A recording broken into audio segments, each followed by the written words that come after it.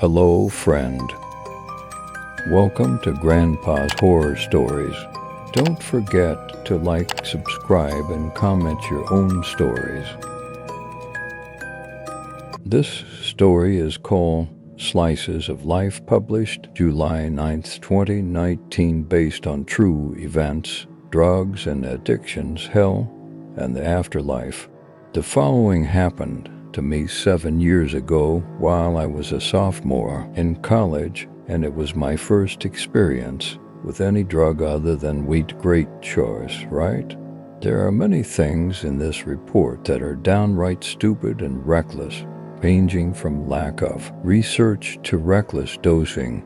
As I said, this was 7 years ago, and I have learned how to be responsible with drugs now. However, at the time of the report, I was a fool. In fact, this experience is the main reason why I'm extremely cautious and heavily research any drug I am interested in taking to this day. I first heard about salvia a year before this experience from a friend who lived down the hall from me in my dorm. He described it as a legal psychedelic. It's legal in Oregon and available in almost any smoke shop. That was super fun, and a lot like weedos who know how wrong this are probably rolling their eyes about now. I tried it a few times at parties in a social setting, usually in a circle of people again. Stupid, I know. I never experienced any effects other than slight spinning and loss of balance, mainly due to the fact that we didn't know how to smoke it properly. We used shitty small pipes, didn't hold in the hits long enough, and didn't really know what to look for. Fast forward 1 year later, I was at the local smoke shop in my town, buying a new glass bomb, my first real piece. Since I was out of weed, I decided to pick up a gram pack of 20x salvia as well, since I wanted to test this new masterpiece out, although I had not the slightest clue what 20x stood for at the time. Remember, at this point, I thought it was kind of like wheat but made you dizzy, giggly for a few minutes.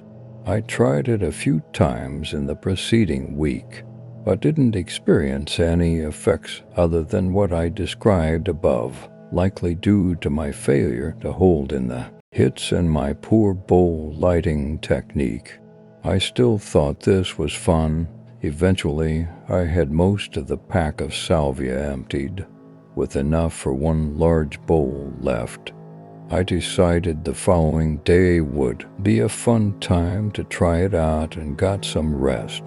I woke up early the next day and went on a bike ride with my friends, who for the sake of anonymity I'll refer to simply as ST and R. We cut back, and after relaxing for a bit, I decided to finish off the bag of salvia once and for all. What a waste of money this was, I thought. With the exception of R, none of my friends were interested, so he and I stepped out into the garage, and I sat down on the stairs and get everything ready. Next to the stairs is an old wooden fence lined with saplings and one big tree. Behind it is my neighbor's field, which had a bunch of little kids in it, running around and screaming playfully. I packed the bowl, a big bowl piece, to the brim with the remaining salvia to 20x extract. My friend R was too scared to try it since he'd heard from others about its potential to create nightmarish effects. Yeah, right, I thought. So he agreed to sit and watch me. Here goes nothing. I leaned down and torched the bowl as hard as I could. The bong filled up with way more smoke than my old pipe ever could, and I torched about half the bowl in a single hit. Since this was the last of it, I decided to hold the hit as long as I could in order to maximize the effects, which is why it finally worked. After about 35 seconds, I exhaled and noticed I was feeling weird as fuck. So, like any sane 18-year-old who had no idea what they were doing, I torched the rest of the bowl in one gigantic hit and cleared the chamber, then held it as long as I could. After I exhaled for the second time, R asked me how I was feeling, or if it was bunk again. I tried to ask him how come he was talking so weird, but all that came out was slurs. At this point, my vision started chopping, like everything around me was being rendered by a flip book. I finally managed to say, "Oh, shit, I'm gonna need a minute." I could tell something was up, so like a good friend, he went inside to watch TV while I proceeded to lose my mind. The last thing I remember of this reality was her walking past me back into the house. At that point, everything was just starting.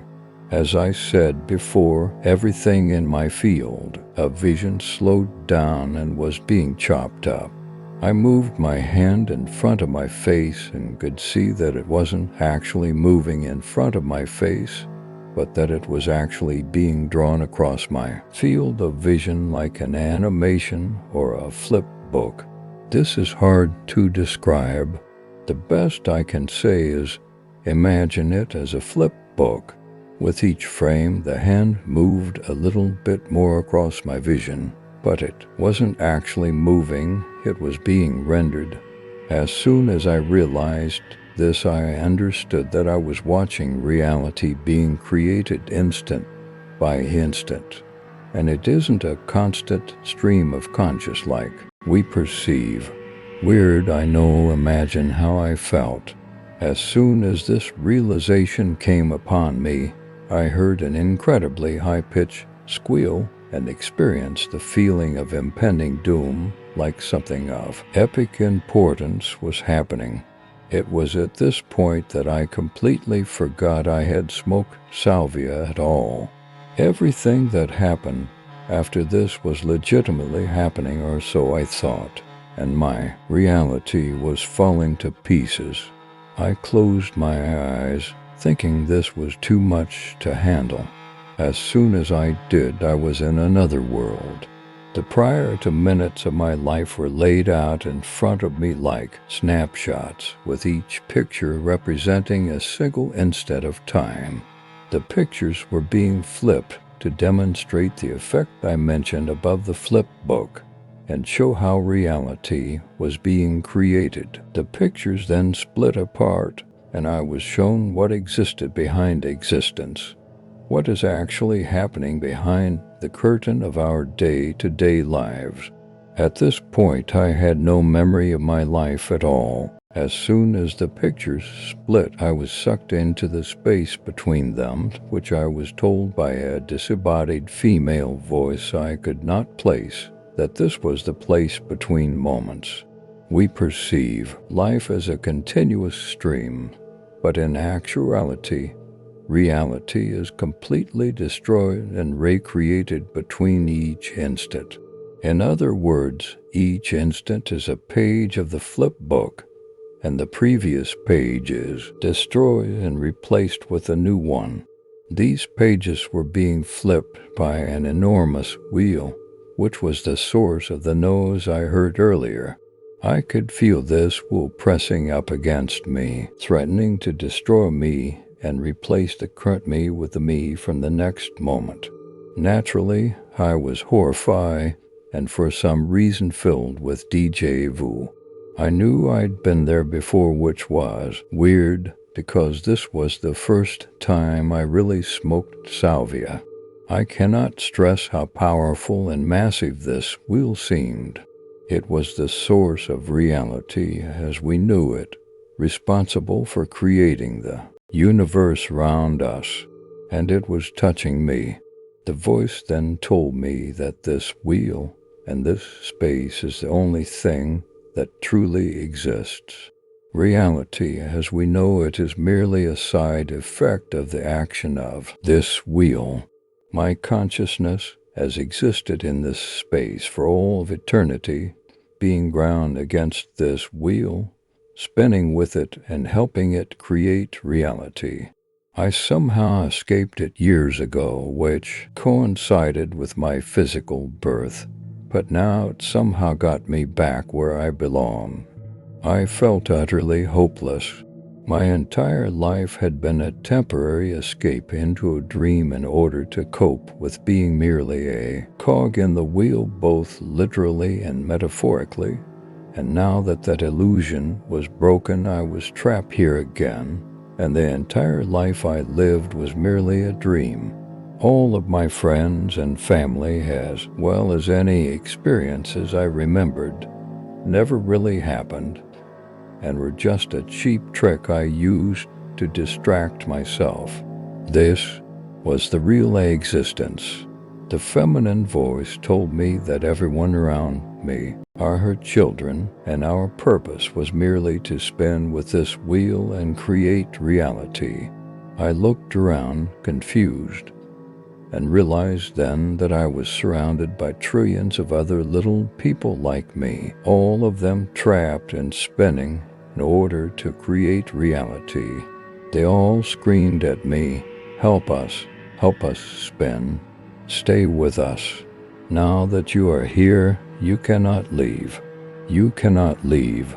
You cannot leave. You cannot leave. You will never leave. You are us and we are you. It has always been this way, and it always will. These were her children, and I was her child as well. I had escaped, but now I was back. Naturally, this scared the shit out of me. I was in hell. I was always in hell, I just forgot. I was trapped there for what felt like an eternity. Time had no meaning in that place. Each second felt like countless years.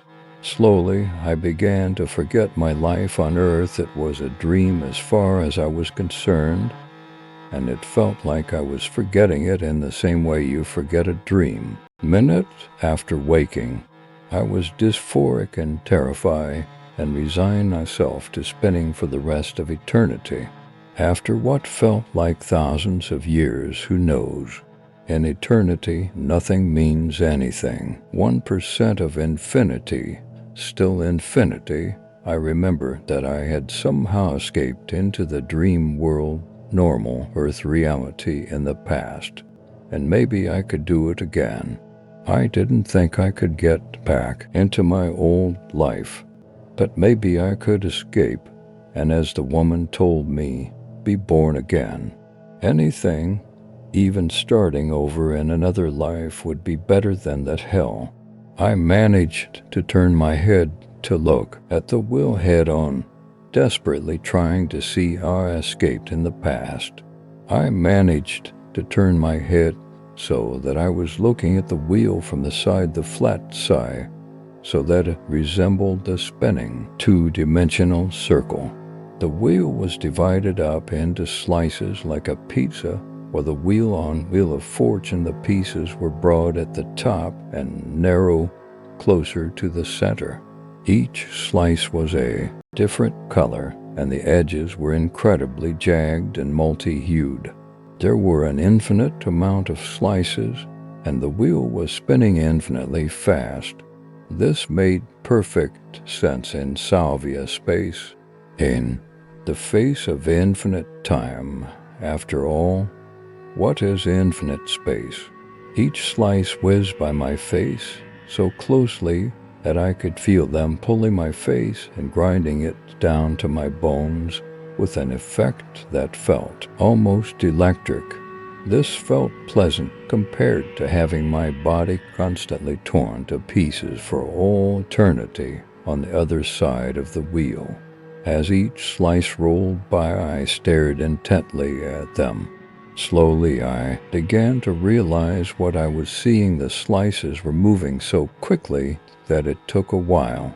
Each slice was a moment in time belonging to someone in the dream world, Earth reality, and maybe I could use them to escape.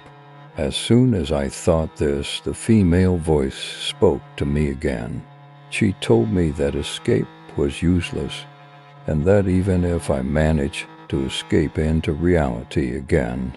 My return there was inevitable, either through death or by being stupid enough to smoke salvia again. I began to desperately claw at the wheel, trying to squeeze myself into one of the slices in the hope of inhabiting one of the bodies I so represented. However, the wheel was spinning too fast, and when I touched it, it felt like electricity coursing through my body. Very painful. I fought through the pain and clawed at the wheel more and more until, very briefly, the wheel appeared to stutter and slow down. Hope surged through me and I began to claw harder, which caused the electric grinding feeling to increase, but I didn't care. I pulled and pulled until the wheel slowed down enough for me to look at each slice individually. As I pressed each slice, I temporarily became the person in the moment the slice belonged to. I became an alcoholic old man sitting on a couch watching TV, wishing his children were still around. I became a young girl talking on the phone with her friends. I became a father screaming at his children, looking at his kids cowering in the corner of his kitchen. I became a junkie in an alleyway, waiting for someone to walk by so that I could rob them. Each slice belonged to a person, and as I moved my hand up and down the slice, I went through their life. The top of the slice, the broad part near the edge, was the beginning of that person's consciousness, and the tip in the center of the wheel was the end, their death. Moving left to right on the slice represented the different realities that person existed in based on the decisions they made. This is why the slice was broad at the top and thin at the bottom. At the beginning of one's life, they have an endless amount of paths to choose, and as they get older and closer to death, there are fewer and fewer paths to take that can steer them away. I realized that each one of these people had smoked salvia at some point in their life, which is what opened their slice to me being able to enter it. In salvia space, you have access to the infinite timelines of others who have smoked it. For a brief second, I could see into the slice where I came from. I saw myself sitting on the stoop in my garage, sitting there with my head down and my eyes closed. Everything was distorted, though, as if I was viewing it through the window. I touched the slice and briefly became myself again. I opened my eyes and looked around, feeling incredible joy to be back here.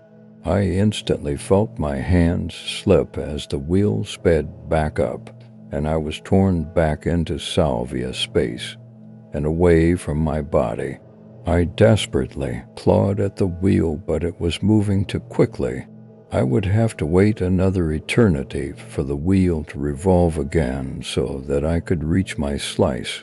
I debated trying to jump into another person's slice to get out of that hell, but I didn't know if it would work or if it did, if I would effectively kill that person and take over their body.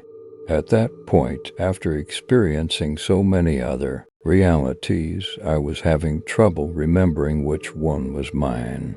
For those brief times, I fully believed myself to be the people in those moments. Who was I to say that the one I remember of me on the porch in my garage was really the reality I came from, or simply the one I touched last and remembered best? Fuck it, I thought. Anything is better than this. I waited until the wheel came around again, and I could see my slice coming up. I clawed at the wheel again, once more experiencing the electric, bone-drilling feeling until it slowed down. I grabbed my slice at the edges and thrust myself headfirst into it as hard as I could, desperately trying to get back to where I had been. As soon as my head made it through the slice, everything exploded. My skin was peeled off of me into countless dimensions, and my body was torn and twisted into shreds. I fell into blackness. Surrounding me were pieces of the slice I tried to climb into. Each one was a porthole like on a submarine into reality, but at different times of my life. There was no order. The windows were scattered around me. I could see a moment from when I was in middle school, practicing the saxophone. I could see another of me sitting on a couch with my sister, arguing about something stupid. I saw several more that I did not recognize with people I didn't know. I assumed these were from my future or from the future of whichever person was being displayed, at least.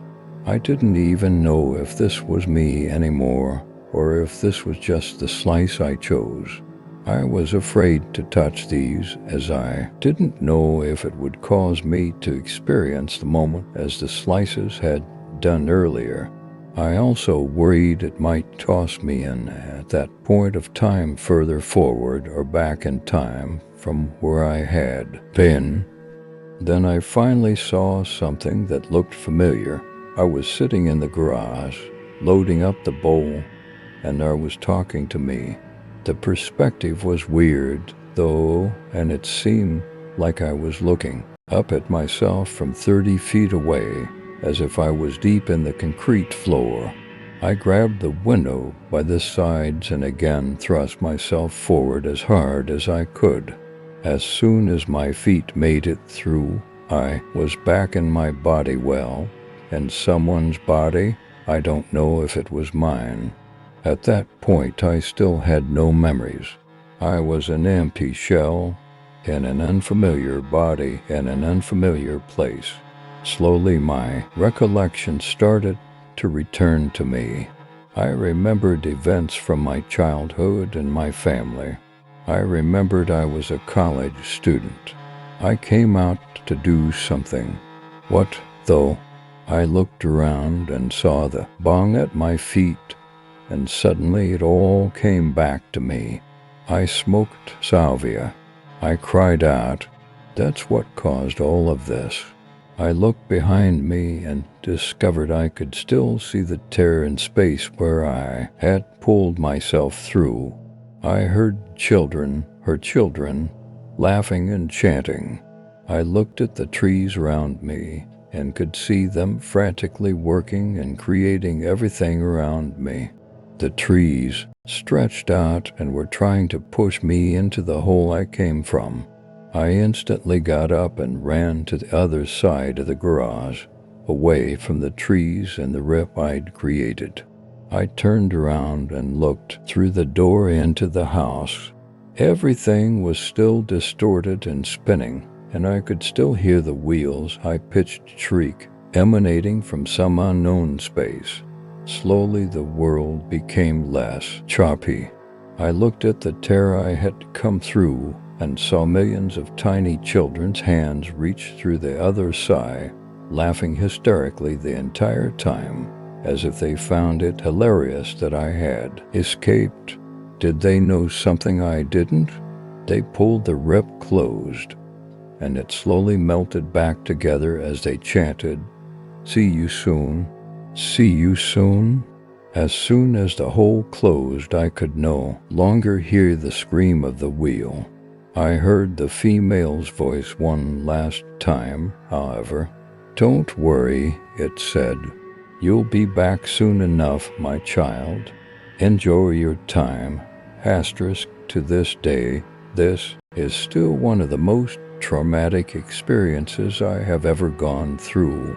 Immediately after I came down, I ran into the house and locked my bedroom door. Everything felt incredibly fake. I was shown how everything was made and how empty and pointless it all is. I had trouble talking to my roommates for a while because I saw them as philosophical zombies rather than as real people.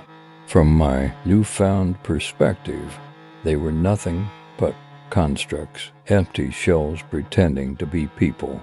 Perhaps they even were part of the wheel. After all, I was the only person in this world. Everything else was created by the wheel. The most significant issue I had after this was that for a while afterward I was convinced that I wasn't back in the right body.